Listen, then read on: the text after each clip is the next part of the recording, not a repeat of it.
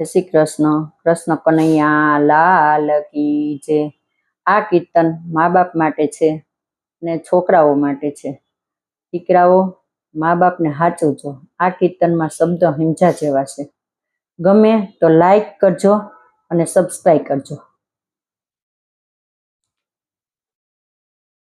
ઓ પથ્થરના પૂજનારા, હરિદ્વાર ગયે હરિ નાઈ મળે. તારા ઘરમાં કાશી મથુરા, હરિદ્વાર ગયે હરિ નાઈ મળે.